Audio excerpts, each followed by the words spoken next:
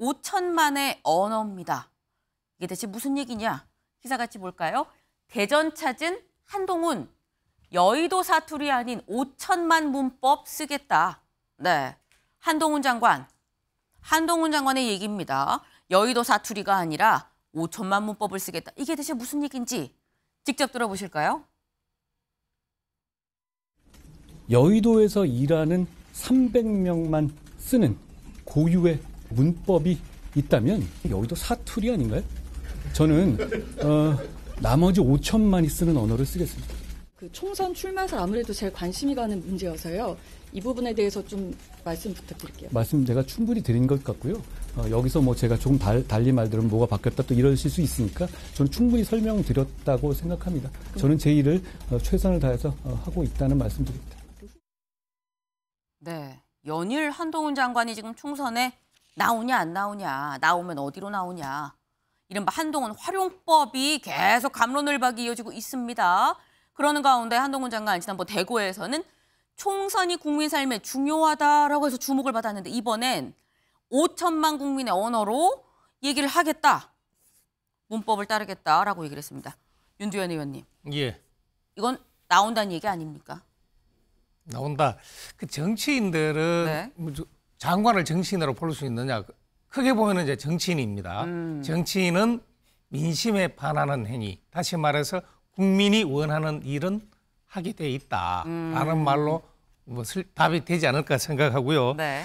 그 한동훈 장관은 윤석열 정부의 국무위원입니다. 윤석열 정부의 성공을 위해서 네. 무언가 헌신하고 희생을 해야 됩니다. 자기가 원하는 일, 네. 필요한 일을 하는 것이 아니라 국민이 원하는 일, 필요한 일. 네. 윤석열 정부가 성공하기 위해서 필요한 일 해야 된다. 네. 예, 라고 생각합니다. 국무위원도 정치인이라고 크게 넓은 범주에서 포함을 한다면 국민이 바라는 바대로 가야 되지 않겠냐라고 말씀을 하셨습니다. 나올 것 같다라는 말씀인 거겠죠. 네. 그런데 한동훈 장관 5천만 언어만 어제 얘기한 게 아닙니다. 이 얘기도 했습니다. 들어보고 오실까요? 만약에 어떤 고위 공직자가 공직 생활 내내 세금 빼돌려서 일제 샴푸 사고 가족이 초밥 먹고 쇠고기 먹었습니다. 그거 탄핵 사유가 됩니까? 이 질문에 답해야 한다고 생각합니다. 저는 그 정도는 된다고 생각합니다. 헌법재판소도 그 정도는 인용할 것 같아요. 송영길 전 민주당 대표 같은 일부 운동권 정치인들이 겉으로 깨끗한 척하면서 NHK 다니고 대우 같은 재벌 뒷돈 받을 때 저는 어떤 정권에서나 재벌과 사회적 강자에 대한 수사를 엄정하게 했다는 말씀 드리겠습니다.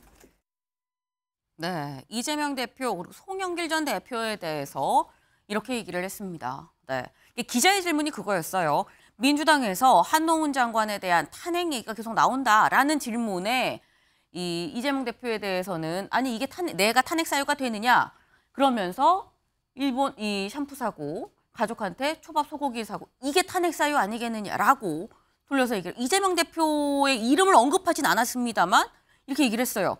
송영길 같은 정치인들이라고 하면서 송영길 전 대표 이름도 언급을 했습니다. 겉으로는 깨끗한 척하지만 유흥업소에 가서 뭐 뒷돈 받지 않았느냐 그러면서 나는 사회적 강자를 그때 수사하고 있었다라고도 얘기를 했습니다. 굉장히 발언이 독합니다. 굉장히 독해졌어요. 김영배 의원님. 사실 이재명 대표한테는 대장동 의혹보다 법화 의혹이 좀 더 불편할 것 같고 송영길 전 대표한테도 돈봉투 의혹보단 이런 옛날 과거 좀 오래된 얘기긴 하죠. 이런 과거 얘기가 더 불편할 것 같은데 그거를 또 콕콕 집어서 또 얘기를 했습니다. 저는 한동훈 장관이 초밥 세금 말씀하실 때 검찰 특활비 이야기하는 줄 알았어요. 지금 윤 대통령이 서울지검장 하실 때 소고기 폭탄주 의혹이 제기됐는데 지금 답을 못하고 있거든요. 검찰 특활비가 지금 사회적으로 큰 문제잖아요. 근데 거기에 대해서는 전혀 말이 없는데 어쨌든 어제 보면서 그래서 한동훈 장관도 역시 검사구나. 그러니까 검사 사투리를 쓰는구나. 이제 그 생각을 했는데 검사의 사투리입니까? 1,700명 되는 검사들의 네. 사투리를 쓰는구나. 그리고 총선에 나오겠구나. 이제 그 생각이 들었어요. 그래서 사실 정치를 하려면 장관직을 버리고 바로 나오시는 게 맞지요. 그 벌써 대구 갔다가 강남 찍고 대전 갔다가 네. 지금 보니까 모레인가요? 금요일 날 아마 24일은 울산 가는 울산을 걸로 가죠. 돼 있는 네. 것 같습니다. 그러니까 현직을 활용해서 저렇게 정치적 발언을 장관이 직무에 집중하지 않고 법무부 장관의 본연의 직무와 전혀 다른 저런 정치적 발언. 그러니까 여의도를 마치 국회를 그냥 국민의 대표가 아니고 문제 있는 집단으로 그것도 야당만 공격하는 게 아니고 여당 의원들까지 싸잡아서 여의도 전체가 문제다. 그래서 대안은 뭐 법무부 장관 검사 출신 자기나 본인들이 대안이다. 이런 포퓰리스틱한 발언을 저렇게 반복하는 거는 국무위원회 적절하지 않은 태도입니다. 그러니까 빨리 본인도 장관직을 내려놓고 네. 이제 정치의 본 무대로 나오시는 게 맞다. 그 말씀을 꼭 드리고 싶어요. 네. 지금 김영배 의원님 말씀 중에 검찰 사투리다. 1,700을 위한 지금 검찰 사투리를 쓴 거 아니겠느냐라는 말씀하셨는데 김병민 최고위원님 어떻게 보세요? 네, 일단 나오고 있는 여러 내용들은 한동훈 장관이 직접 야당에 있는 정치인들을 겨냥해서 직격했다기보다 관련된 내용들에 대한 기자들의 질문에 대한 답변들입니다. 한동훈 장관을 탄핵하겠다고 언급했던 사람들이 더불어민주당 의원들 아닙니까? 헌법과 법률을 위반한 중대한 혐의가 있을 때 탄핵이 되는 일인데 한동훈 장관이 왜 탄핵돼야 되는지에 대한 설명들이 제대로 이루어지지 않고 있는 상태 속에서 민주당을 이끌고 있는 이재명 대표가 받고 있는 이 법화 문제들 이런 내용들을 얼마든지 언급할 수 있는 일들이겠죠. 송영길 전 대표가 갖고 있었던 상징성은 이른바 86 운동권이라고 하는 과거의 정치 기득권으로 대변될 수 있습니다. 근데 86 정치인들의 그 정치 기득권 이제 좀 내려놓을 때가 됐다는 게 벌써 매 총선 때마다 나오는 시대적 과제거든요. 네. 근데 그런 일들이 민주당에서는 제대로 변화하고 혁신하지 않고 있죠. 한동훈 장관이 대별하고 있는 세대가 아마 70년대생이 아닐까라는 생각도 드는데 매 선거 때가 되게 되면 전체적인 정치 기득권을 한번 바꿔야 된다라는 얘기들이 나오게 되고 그 86 운동권이라는 사람들이 정치 기득권을 가지고 2000년대, 2010년대 한 20년 가까운 세월 동안 저런 도덕적 불감증들을 일으켰을 때 한동훈 장관 본인이 검사로서 했던 일들이 여야 진영을 가리지 않고 기득권과 맞서왔던 일들에 대해서는 객관적인 팩트로 드러나 있는 사실이니까 자신감을 가지고 저렇게 정치적 메시지를 던진 게 아닌가 싶습니다. 자신감을 가지고 정치적 메시지를 던졌다. 일단 정치적 메시지라는 점에 대해서는 또 공감을 하시는 것 같아요. 근데 관련해서 오늘 4컷 만화가 있었습니다. 그 만화를 좀 같이 볼까요? 네. 야라고 써 있죠. 야당입니다. 야당에 지금 편지가 하나 왔어요. 연하장인가? 라고 생각을 했습니다. 그런데 벌써 왔어? 벌써 연하장을 보낸다고? 열어봤더니 키워주셔서 감사합니다. 한이라고 적혀 있습니다. 네. 자, 이제 한동훈을 외치는 군중들. 요 얘기인즉슨 서영주 대변인님. 지금 한동훈은 야당이 키웠다라는 얘기인 것 같아요. 동의하십니까? 뭐 원래 아들들은 아버지 보고 큰다고 하죠. 네. 뭐 아마 윤석열 대통령 보고 아마 그런 생각들을 하신 것 같아요. 한동훈 장관께서도. 뭐 야당한테 본인이 야당이 무슨 시비를 걸어서 한동훈 장관을 키웠겠습니까? 사사건건 민주당에 시비를 걸면서 1년 7개월 동안 쑥쑥 자랐죠. 본인이 컸다. 그렇죠. 야당한테 시비를 걸고 깐죽대고 하면서 본인이 스스로 몸값을 올렸던 거예요. 저는 이 한동훈 장관이 임명될 때부터 이분은 윤석열 대통령이 정치를 입문시키기 위한 임명이었다라고 저는 누누이 1년 7개월 동안 얘기했습니다. 그게 그대로 1년 7개월 동안 재현이 된 것이고요. 최근에 나온 발언들 보세요. 대전에서도 하고 대구에서도. 그러니까 불행하려면 불행한 사람 옆에 있어야 되는데 본인도 정치를 잘못 배우는 거예요. 극단의 정치에 기대서 지금 발언을 하는 겁니다. 한나라의 국무위원이요. 저런 발언하는 거 옳다고 생각할까요, 국민들이? 그렇지 않거든요. 본인 스스로 잘못된 거 몰라요. 여의도 사투리 300명은 그러면 파렴치한 의원들입니까? 5천만 국민이 뽑아준 입법부예요, 개개인이. 그런데 5천만 국민들이 그러면 다 바보입니까? 아니잖아요. 그러니까 본인을 돋보이게 하기 위해서 갈라치기 하는 문법들이에요. 그럼 저는 정치를 잘못 배웠다. 애초부터 시작이 잘못됐고요. 그다음에 두 번째 사실관계도 다 틀립니다. 예를 들면은 송영길 전 대표를 포함해서 NHN 뭐 이런 해서 586 정치인들이 뭔가 파렴치한 일을 저지르는 정치인이다. 그렇게 해서 정치를 사선홍선 못합니다. 왜냐하면 87년도에 민주화 부분에 있어서의 역할들이 더 커요. 근데 왜 사람들이 누구를 욕할 때 그냥 그 티끌을 보고 욕을 하는 겁니다. 그게 바로 정치에서 나쁜 버릇이거든요. 저는 한동훈 장관 뭐 외형은 멋있어 보이고 신선해 보이는데 네. 말하는 건 굉장히 구태스럽다. 저는 좀 혹평하고 싶습니다. 네. 좀 혹평을 하겠다라고 말씀을 하시면서 한 얘기인데 윤두현 의원님 지금 말씀 중에 여의도 사투리라는 얘기는 야당뿐만이 아니라 여당도 같이 지금 선거구 갈라치기 하는 거 아니겠느냐라는 말씀을 하셨어요. 어떻게 보십니까? 우리가 이제 외교를 할 때 보면은요. 외교적 수사, 네. 외교적 용어라는 표현이 있습니다. 네. 그러면 그 외교관 폄하하는 건가요? 아니죠. 그렇게 이야기하는 거는요. 무언가 이른바 말하는 한동훈 장관이 한 말에 이 재발 저린 사람들이 자기 방어적인 입장에서 하는 이야기잖아요. 그래서 이른바 말하는 정치인들이 좀 말을 완곡하게 네. 하는 이 행태가 있습니다. 이제 그런 것이 아니라 솔직하게 이야기하겠다. 네. 그럼 이것이 나쁘다, 좋다가 아니죠. 방지 차이가, 방법의 차이가 있을 뿐, 그걸 가지고 아니 자기와 다르면 다 나쁘다. 이건 아주 잘못된 거다. 네. 라고 이야기하겠습니다. 갈라치기가 아니라 방법이 다르다는 차이를 짚은 거다라고. 네. 잠깐 말씀드리면 가장 나쁜 게 정치권에서도 여야가 막론을 하고요. 네. 남을 깎아내려서 자기를 돋보이게 하는 게 아주 나쁜 거예요. 근데 지금 한동훈 장관의 발언이 그게 나쁜 겁니다. 자기를 돋보이게 하려면 다른 긍정적인 언어를 통해서 자기가 뭔가를 보여줘야 되는데 지금 여의도를 깎아내려서 나는 다르다라는 거 표현하는 거잖아요. 좋지 않아요. 차이도 어쨌거나 다름을 얘기하는 거 아니겠느냐. 네. 지금 팽팽합니다. 네. 한동훈 장관 여러모로 이목이 집중되어 있는 이슈인 것만은 좀 분명해 보입니다. 네. 다음 오늘 만평도 있었어요. 4컷 만화 말고 만평도 있었습니다. 볼까요?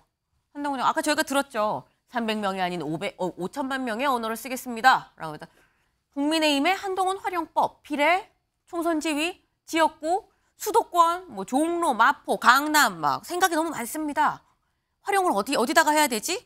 하고 있는데 요 밑에를 좀 보겠습니다. 네, 여기 인요한 혁신위원장과 김기현 대표 옆에 한 명이 등장을 했죠. 이준석 전 대표입니다.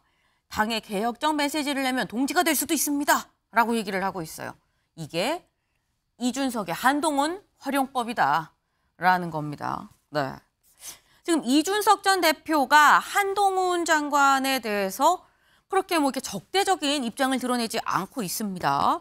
일단 뭐 그런 뭐 호감까지는 아니지만 일단 어느 정도 좀 뭐 당에 대한 어떤 이런 생각이랑 좀 다르게 보고 있는 것만 좀 분명해 보이는데 민주당에서 한동훈 장관을 사실 작은 윤석열이다라고 좀 비판을 하고 있거든요. 그런데 이준석 전 대표가 윤 대통령한테 나를 세우지만 한동훈 장관한테는 그러지 않는 이유 뭘까요, 김병민 최고위원? 한동훈 장관이 인기가 있죠. 그러니까 보수 진영의 대권 주자로서 가장 높은 지지를 받고 있는 사람 아닙니까? 네.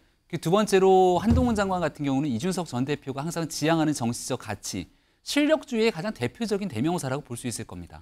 한 조직, 특히 검찰 조직부터 시작해서 법무행정의 가장 높은 지위까지 올라가 있는 인사이기 때문에 거기에 대한 역할을 존중하지 않을 수가 없을 거고요. 두 번째로 이준석 전 대표가 항시 여의도 정치 기득권과 대립각을 세울 때는 네. 기존에 있는 사람들을 낡고 오래되고 국민들과 좀 거리가 먼 사람처럼 치부하게 되는데 한동훈 장관은 아직 여의도 정치에 들어가지 않은 사람이기 때문에 네. 바깥에서 이준석 전 대표보다 훨씬 더 세련된 이미지를 갖고 있는 사람이거든요. 그러니까 이준석 전 대표가 한동훈 장관을 비토하거나 여기에 대해서 윤석열 대통령을 몰아세우듯이 몰아세우는 정치를 하게 된다면 아마 이준석 전 대표 옆에 남아있는 지지층이나 사람들이 거의 없을지도 모르겠다는 생각이 듭니다. 그러니까 본인 딴에도 여러 가지 정치적 셈법에 대한 고민을 하게 될 텐데 한동훈 장관에 대한 비토하지 못하게 되는 현재 상황을 지켜보니까 총선까지는 한동훈 장관이 계속 모든 뉴스의 중심이 될 수밖에 없거든요. 네. 그래서 한동훈 장관이 뜨면 뜰수록 이준석 전 대표의 존재감은 점점 작아지는 것이 아닌가 이런 생각을 갖게 됩니다. 한동훈 장관이 뜨면 뜰수록 이준석 전 대표의 존재감은 작아질 것이다라고 말씀을 하셨어요. 비슷한 얘기를 유상범 의원도 하셨습니다. 그 얘기 잠깐 들어보고 오죠. 이준석 대표에 대해서는 기본적으로 어떤 세대 교체를 그동안 희망했던 국민들의 어떤 여망을 반영했던 측면이 있고 한동훈 장관에게는 명확한 논리, 아주 좋은 언변, 그리고 아주 좋은 이미지죠. 그러나 한동훈 장관이 정치권에 입문함으로써 결국은 영향력이 확대되면 반사적으로 그동안 이준석 대표에게 주어졌던 관심도가 상대적으로 떨어질 수밖에 없지 않겠나. 저는. 네, 한동훈 장관이 나오면 이준석 전 대표에 대한 관심 떨어질 거다. 비슷한 취지의 지금 말씀을 했습니다. 요거 OX로 한번 여쭤봅니다. 이른바 한동훈 효과와 이준석 효과는 반비례다. 하나, 둘, 셋. 네. 분명하게 약간 갈립니다. 근데 아까 김병민 최고위원님 말씀을 들었으니까 김영배 의원님 아니다. 오히려 한동훈 장관이 이 정치권에 투입이 된다는 거는 윤석열 대통령이 그만큼 지금 급하다 이런 이야기거든요. 이준석 전 대표의 영향력을 줄이기 위해서, 제거하기 위해서 한동훈 장관을 긴급하게 지금 정치권에 투입하려고 하는 거 아니냐 싶은데 오히려 저는 저게 이준석 전 대표의 힘을 더 키워줄 거라고 생각합니다. 왜냐하면 일단 기본적으로 이준석 대표의 지지층하고 한동훈 장관의 지지층이 다릅니다. 한동훈 장관은 전통적 국민의힘 지지자들이 많이 지지를 하는 거고요. 이준석 전 대표는 아무래도 조금 더 젊은 층이나 새롭게 국민의힘으로 유입되는 새로운 보수들 혹은 아니면 새로운 중도층 이쪽에 지지가 많다고 봐야 되거든요. 지지층이 다르기 때문에 오히려 이준석 전 대표를 키워주는 그런 이제 역할을 할 것이다 이렇게 보이고요. 결과적으로는 저는 국민의힘이 한편으로는 한동훈 장관의 투입을 통해서 자신들의 기득권 체제가 한편으로는 더 급격하게 몰락하는 그런 이제 흐름으로 갈 수도 있다. 그러니까 만약에 한동훈 장관이 정치권으로 온다면 김기현 대표 체제가 유지가 되겠습니까? 그러니까 그렇기 때문에 하늘 아래 태양은 두 개가 될 수 없다. 국민의힘 내에서도 큰 태풍이 불 수도 있다. 이렇게 보이고 그런 면에서는 오히려 저는 민주당 입장에서 보면 오히려 예전에 김영삼, 김대중 40대 기술원이 나왔듯이 정치권 전체를 바꾸자 이런 이제 흐름으로 형성될 수도 있다. 그래서 사실은 한동훈 장관이 저는 개인적으로 정치적 자질이 있느냐 문제는 변론으로 평가를 하더라도 큰 틀의 새로운 정치를 원하는 국민들의 흐름 이런 면에서는 민주당 입장에서도 쉽게 볼 수 있는 상황은 아니다. 상당히 위협적 변수가 될 수도 있고 물론 한동훈 개인이 성공하느냐 문제는 변론입니다. 그거는 제가 보기에는 정치적인 준비가 되지 않은 사람은 단기적으로 끝날 수도 있거든요. 그렇기 때문에 뭐 개인 입장에서는 제가 뭐 평가하기는 아직은 이르다고 보고요. 그래서 이준석 대표의 힘이 오히려 커지지 않을까 그렇게 생각합니다.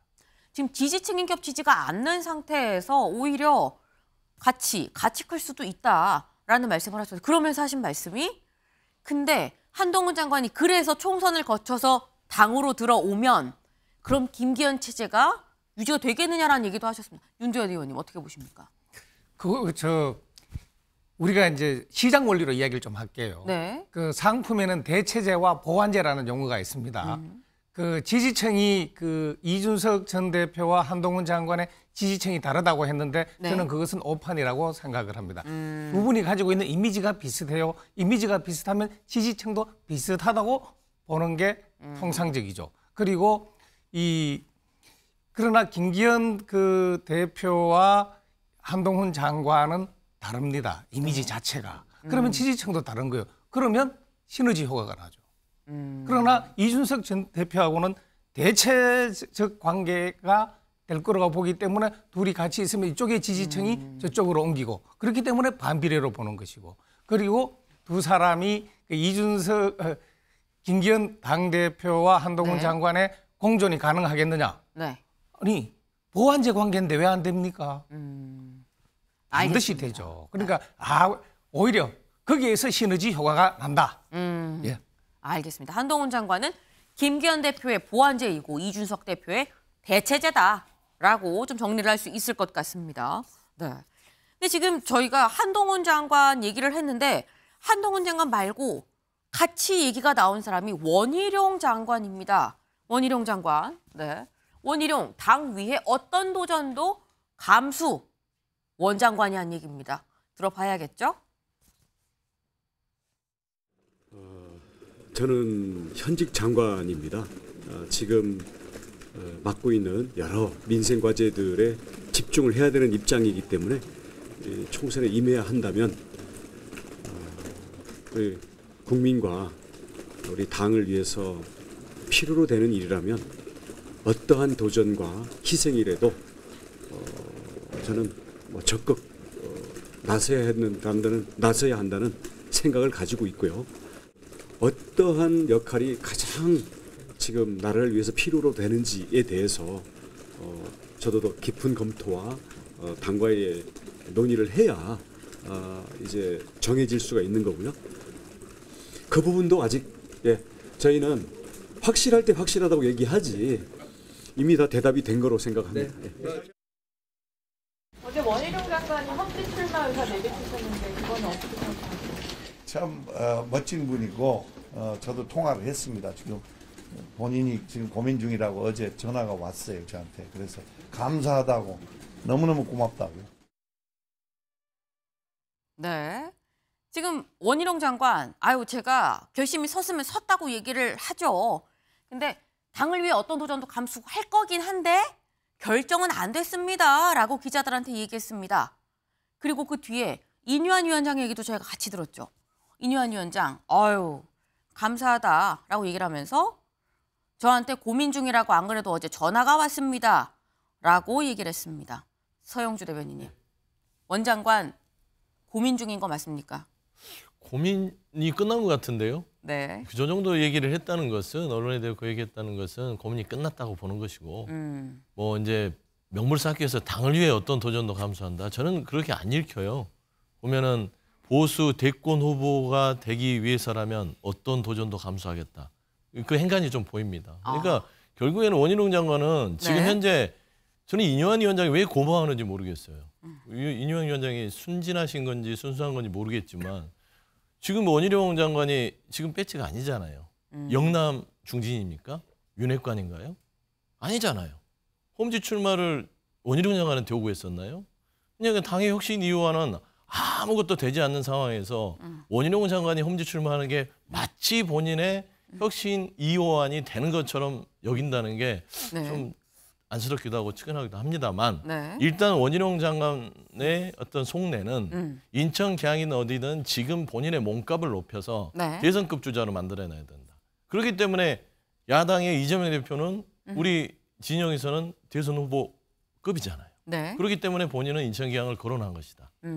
향후에 지금 보면 한동훈 장관 뜨고 있고 이준석 전 대표 뜨고 있는데 미래 권력이거든요. 그러면 그들보다 뭔가 자리를 선점하고 뉴스를 뭔가 끌어들이려면 저 정도 메시지는 던져야 되기 때문에 이미 결단은 끝났다. 저는 그렇게 보고 있습니다.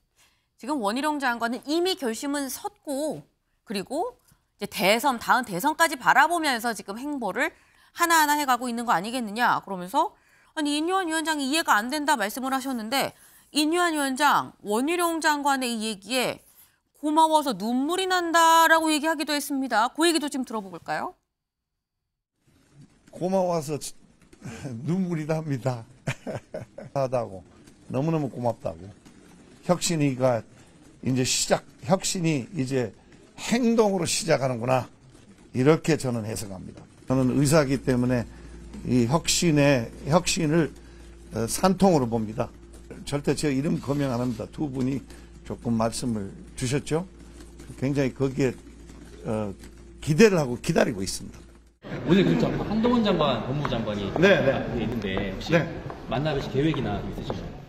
네, 만날 수 있으면 뵈야죠.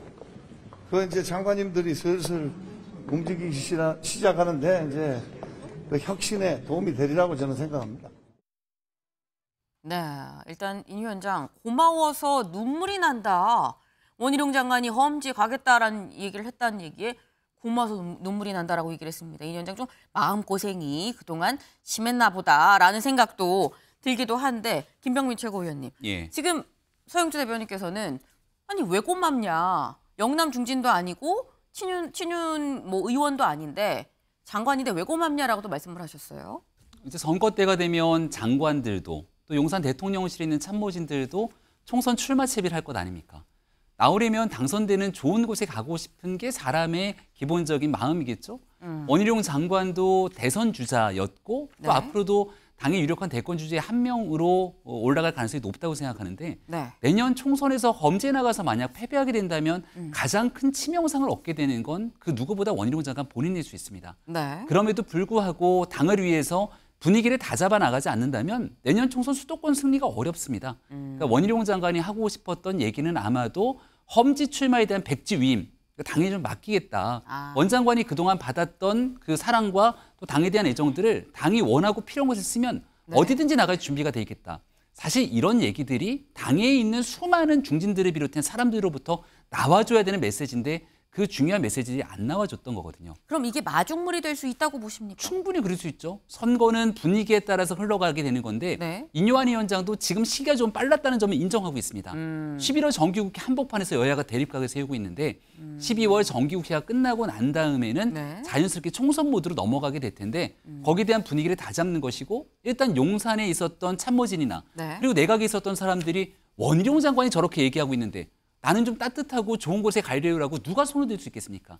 그런 엄청난 분위기에 대한 대전환 역할을 원희룡 장관이 용기를 내서 해줬다라는 데에 대해서는 큰 평가를 내릴 수밖에 없다고 생각합니다. 네, 일단 어쨌거나 혁신, 쇄신의 분위기가 돌 수 있다. 큰 결심이다. 험지에 간다는 이런 결심 자체가 큰 거다라고 말씀을 주셨는데 근데 어제 저희가 원희룡 장관 얘기를 하면서 인천, 계양, 을에 갈 수도 있다. 그 가능성이 꽤 크다라는 말씀을 드렸었습니다. 근데 어제 저희 대담 중에 나온 얘기가 근데 이재명 대표가 만약에 계양을 해? 안 나가면 원 장관은 간다고 말하면 어떻게 되는 거냐라는 얘기도 나왔었거든요. 김영배 의원님. 네. 이재명 대표가 뭐 비례나 이런 비례로 나와서 전국 선거를 좀 총괄하는 이런 쪽으로 갈 가능성도 있습니까? 이번 총선은 윤석열 정부에 대한 중간 평가이기도 하고요. 대한민국의 미래를 결정하는 매우 중요한 선거잖아요. 네. 그래서 이재명 대표도 민주당의 미래뿐만 아니라 대한민국의 미래를 위한 결단을 해야 된다고 보고요. 네. 그런데 이제 원희룡 장관의 저런 이제 그 발언이 인요한 위원장한테 눈물나게 고맙다는 것은 현재 인요한 위원장의 궁색한 처지를 그대로 보여주고 국민의힘이 얼마나 혁신이 안 되면은 도대체 윤핵관 누구도 험지 출마 선언하는 사람도 없고 기득권 내려놓겠다고 하는 사람이 당에 한 사람도 없으니까 오죽했으면은 국무위원이 네. 아까 한동훈 장관도 마찬가지지만 국토부 장관이 네. 양평 문제 무슨 문제 복잡하게 지금 걸려 있는 국무위원이 정기국회도 끝나지 않았는데 선거판에 뛰어들겠습니까? 지금 저 말은 제가 보기에는 이번 총선이 윤석열 대통령의 원맨쇼가 되겠구나 라는 걸 저는 보여준다고 봐요. 오죽 당이 안 움직이면 네. 국토부 장관, 법무부 장관이 나서서 선거판을 진두지휘하겠습니까? 네. 그러니까 이제 저 모습이 저는 이번 총선이 결국 윤석열 대통령과 윤석열 대통령을 반대하는 이 국민들의 선택이 될 것이라는 걸 상징한다고 보고요. 그런 면에서는 저는 이재명 대표의 거취도 결국 선거제도와 함께 네. 윤석열 대통령에 대한 평가, 심판 선거가 될 수 있는 방향으로 저는 결정할 것이다. 이렇게 보고 있습니다. 윤석열 정부에 대한 중간평가에 대한 이 각을 최대한 세울 수 있는 위치에서 아마도 이 총선에 임하지 않겠느냐라는 말씀하셨습니다. 이 뭐 선거제도의 영향이 있긴 합니다만 만약에 선거제가 뭐 병립형이나 이런 식으로 간다고 한다면 사실 비례 뭐 말번이라고 얘기를 하죠. 될 법한 아슬아슬한 데 받아서 전국을 돌 수도 있다라는 말씀으로 좀 이해가 됩니다.